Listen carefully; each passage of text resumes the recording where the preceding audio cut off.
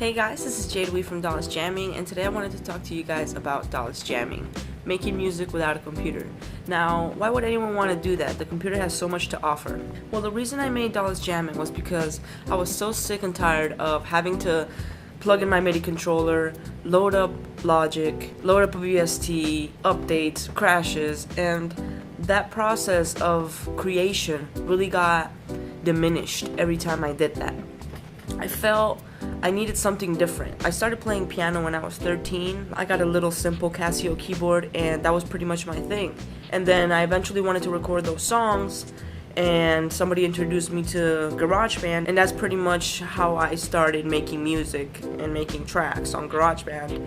Then I started playing guitar, wanted to record that as well, started recording GarageBand, eventually got Logic, but at some point I felt I really lost touch with my instrument because of scrolling through VSTs, the computer constantly crashing, constantly updating, and I had a good computer, and you still get these crashes regardless. So it's not that the DAW is bad, but I wanted to do something different. I wanted to have physical touch with my instruments again, and I started looking online how to make music without a computer, and I've learned absolutely so much since I went DAWless.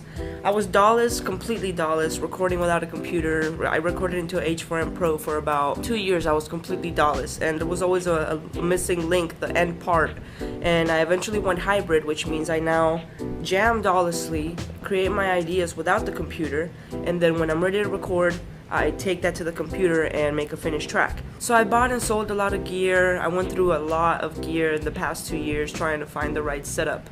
And in all that time, I learned that it doesn't matter what gear you have as long as you're making music.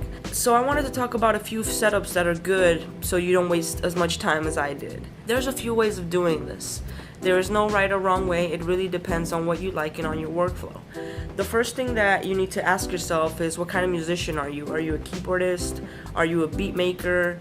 Are you a singer? I mean, DAWless is anything. There is no rules to DAWless. It's not just electronic music. I feel I've made a lot of electronic music lately because of my instruments and the instruments that I've had, but I really want to get back to making reggae and chill beats and things like that. So once you figure out what's important to you, you can start looking at gear. If you're a keyboardist, sorry, I got a cold. If you're a keyboardist and you don't have a synthesizer, I highly recommend getting a synthesizer as your first piece of gear. Why? Because if you're used to loading a VST and scrolling through presets and messing with the mouse, trying to twist the knobs with the mouse, you're gonna appreciate that sense of touch with a synthesizer, and that's really gonna get you to playing back keys. If you're a beat maker, I highly recommend that you get yourself a groove box, something like the Novation Circuit, to start, in the cheaper levels. The Electribe or the Electribe sampler. If you have a higher budget, something like an Electron Analog 4 or an Electron Analog Rhythm. That's also a synthesizer. It's not just a drum machine.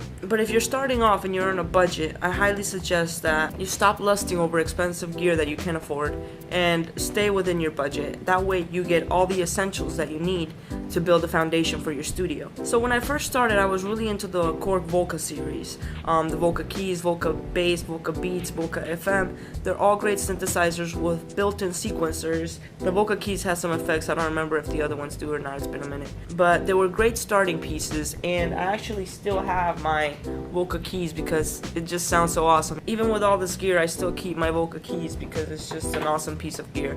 I miss them, but I eventually sold them so I could afford other things. But it's a really great starting point if you want that analog sound. If you want a built-in sequencer, you just get those and a mixer and you're set. Something else to look at is the Roland Boutique series. The Juno 06, the Ju 06, the JP 08, the JX03, I think that's what it's called. There are these little synthesizers. I believe they're 4 voices if I'm not mistaken, and they're just desktop synths. You can buy the little keyboard, optional keyboard tray, but that's if you're into mini keys, which I do not like. You can also eventually down the line get yourself a hardware sequencer and control those little desktop synths. So once you have a hardware sequencer, which is a brain pretty much that controls all your gear, you're only just gonna need one MIDI keyboard to control all of them. And that's a fun setup to have, a main sequencer with a bunch of little modules. That's a great setup to have for a DAWless jammer. So I know you probably have a lot of questions. What's MIDI in, out, through, aux, the type of cables that I need to use. I made a video about that for Ask Audio. I'm gonna put the link below so you can check that out.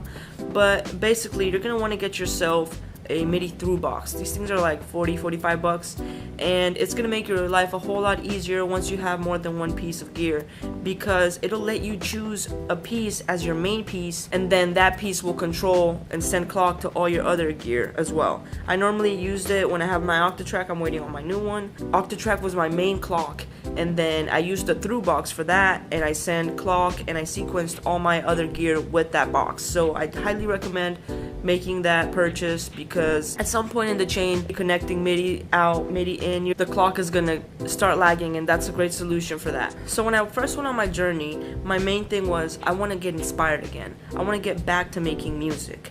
I don't just want to record. I don't want to find a new way to record. I want to find a new way to create, to start the process of creation, to get inspired. So I didn't think about recording. Luckily, the mixer that I got, my first mixer was a MG10XU Yamaha. I think they're like 200 bucks. I got it on eBay for like 170. And luckily that one had a USB out. So I literally plugged in the USB to my computer and opened up Logic, and it literally recorded everything that I made into one audio track. So once you start jamming again, you're gonna want to record your music. There's a few ways of doing this. I fought against getting an interface for the longest time. I wanted to keep it 100% dollars, 100% legit. It really became like a religious thing being dollars, but there is no reason not to embrace technology and not to take advantage of what the computer can do for us, especially in the sense of recording. I now use the computer as a glorified audio recorder, and it's amazing at that. So if you already have an interface, keep your interface. I plug my mixer into my interface. That way I still get that feeling that I have full control and I don't have to be looking at the screen, messing with the knobs, trying to fix the EQs and all that. My main reason for not wanting to get an interface was that I didn't want to depend on the computer to make music. I didn't want to have to turn anything on the computer to be able to jam, and I absolutely haven't had to do that. I turn on my monitors in the morning and then I turn them off at night. So anytime during the day, all I have to do is turn on my mixer, turn on my instrument, and pretty much just get jamming. The interface is always on and the monitors are on pretty much until the end of the night. So it's not like I have to constantly be turning everything on. And not only that, but you take the advantage of having some nice ass monitors for your computer to actually listen to your final track. So that's definitely an advantage of having an interface. So if you've been thinking about getting an interface, don't hesitate. Also, I really want to say, you don't necessarily need the DAW to make music. If you've been doing it a certain way for 10, 20 years on an 8-track recorder or whatever, you don't have to go to the DAW to make a finished track. But that's the way I started, and I feel it really works with my setup. I really enjoy having the flexibility of editing things in the DAW after I've jammed, and I really love not having to depend on the DAW as my instrument. I'm not against VSTs or anything like that, but I just enjoy being able to twist the knobs and create the sound all on my own without having to look at the computer. When at your job you have to be on a computer, and I take a lot of online classes, I'm not trying to make music on the computer. I'm not trying to finish my homework and then be like, oh, I've just spent 4 hours on the computer, now let me open up Logic and try to create. No, I don't want to do that. That's the reason I created Dallas Jamming. And I know there's people like me out there because I created the group, and there's over 5,000 members in the Facebook group. So if you guys want to check that out, the link is also below. And there you can see Dallas Jams, you can see people's setups, you can see how everybody makes music without the computer, and that's really the goal in this channel. So you got yourself a synthesizer. What next? You're gonna want to get more synthesizers, right? Because you want different sounds. Well, now that you have a main keyboard synthesizer, it's okay to get a few desktop synths, because the thing as a keyboardist is like, now you have something to play. Like, now life is complete. You don't have to splurge. If you have the money to splurge, why not? Get 5, 6, 7 keyboards, whatever, but take time to know them. Also, don't forget to get a mixer, because there's no way of plugging each synthesizer into your monitors. Your monitors only have 2 outs. Having a mixer lets you take all the sound from each of your instruments and put it into one output. So all your synthesizers are going to go into the mixer, and then that mixer is going to go to the monitors, and you're going to hear all of your instruments. That's why a mixer is so important. I didn't really understand a mixer at first. Like, it took me so long to grasp the idea of a mixer, because it was like, in a DAW you don't need a mixer, you know, like everything is there. And going DAW-less has really taught me so much about music. Like, I'm so glad I went DAW-less, because I've just learned absolutely so much. It's absolutely changed my life, and it's gotten me back to making music, and that's the main thing here. Don't think that you need the most expensive gear to make music. Honestly, I feel I made the best music when I had my Volcas, because it's absolutely all I had, and I was on a budget, and it really forced me to explore those instruments. Coming into the synth world from a DAW is really overwhelming, because you're introduced to all these synthesizers and drum machines and samplers and all these machines that you've never seen before. All you're used to is scrolling through presets and plugins. So entering that world, you have to be really careful, because gear acquisition syndrome is a serious thing. And although a lot of people like to joke about it, it really is a serious thing, and there's a dark side to gas, where you just buy, and you're never making any music. So my setup now is a lot smaller than what it used to be. So I got my Indigo, I got my Little Fatty, I got my TR-8, my Volca keys, my modular. Over here I got the OP1 and the TT303. I got a few pedals over here, and my push. So as you can see, like, it's two separate areas. This is my DAW-less area, and when I want to get stuff done, this is the computer area.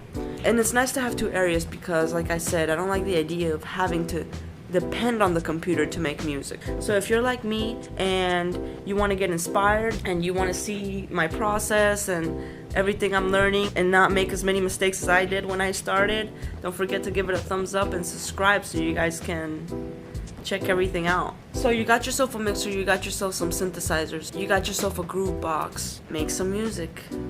See you guys later.